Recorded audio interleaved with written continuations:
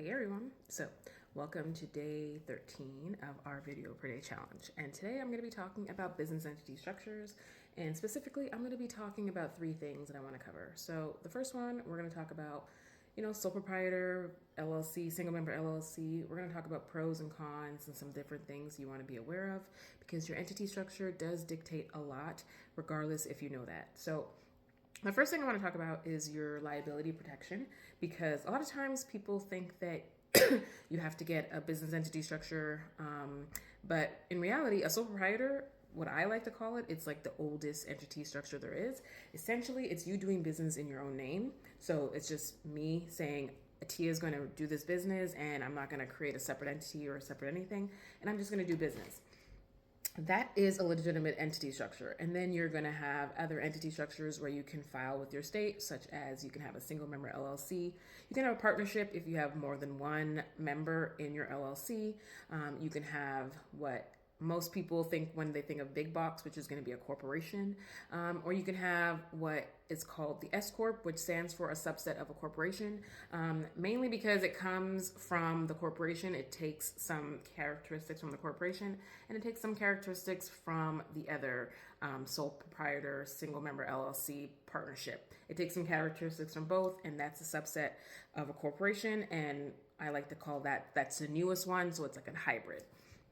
So when it comes to liability protection, you are going to want to understand that creating that entity structure is going to give your assets protection as long as you do everything correctly. So if you set up an LLC and you are still commingling, which is spending your personal dollars in the business money in your personal, not showing that separation, that legal liability protection is not going to be there. So you want to make sure that when you set up your entity, if you're doing it for the liability protection, that you run the business the way it's supposed to be run. Set up the separate accounts for the business. Do not commingle. I can get into commingling in another video, but no commingling. If you want the liability protection for your assets, you want to make sure that you stay separate from the business. You want to make sure that you set it up and that you do it the right way. The next thing I'm going to talk about really quickly, because I literally have a whole training on entity structures, and it is longer than obviously this 5 minutes that I'm allotted, but we're going to talk about your tax filing requirements and the differences. So if you are a single member LLC or a sole proprietor, you are going to be filing the same tax return that you've always filed. If you are used to having a job, you're going to be filing that same tax return. And you're going to be filing your 1040 with your Schedule C. Your Schedule C, that's going to be an additional schedule. It's going to be on your tax return, but it's going to be the same tax return. You're filing one tax return if you are a single member LLC or if you're a sole proprietor. If you are now, if you decide to go the route of a partnership, for example, you are now going to have a separate filing requirement. So the individual partner that's in that partnership, you're going to file your 1040, but the partnership is going to file a 1065. That 1065 is a separate filing requirement, and it's going to generate what we call a K1 form. That K1 is going to now go to your 1040. So I hope you're following me. You still file your 1040, but you do have a separate filing requirement. And the separate filing requirement is going to apply for your partnership, your S Corp, your corporation. You're all going to have their own separate filing requirement, and you as the individual is going to file your 1040. It just depends if your 1040 is going to have a Schedule C, or if your 1040 is going to have a K1. So that's something that you want to be aware of.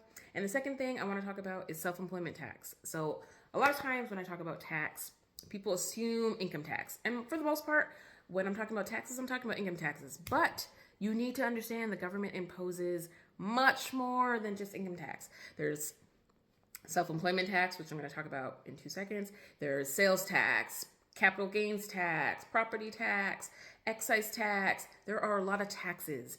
And so I want you to understand that when we say taxes, yes, majority of the time I'm talking about income tax, but I can be talking about another tax. And in this example, let's talk about self-employment tax. Self-employment tax is an additional tax that's imposed on sole proprietors, single member LLCs, and partnerships in most instances. And essentially, it's a 15.3% tax that the government imposes on your 1040 when you have income sources from those entities. And so it's a 15.3% tax that you're going to be paying in addition. if you are one of those entity structures. So when I say that your taxes are impacted by your entity structure, this is what I mean. That was a quick synopsis in 5 minutes. When I tell you that I have a whole training on entity structures, there is so much more to talk about. And so tomorrow I'll continue the series on entity structures, and I'll talk about S Corps a little bit. And I'll talk about your entity structure and how it impacts your taxes a little bit. And so I hope you guys enjoy day 13, and we're going to continue this series on your entity structure and the tax implications of your entity structure. All right, bye.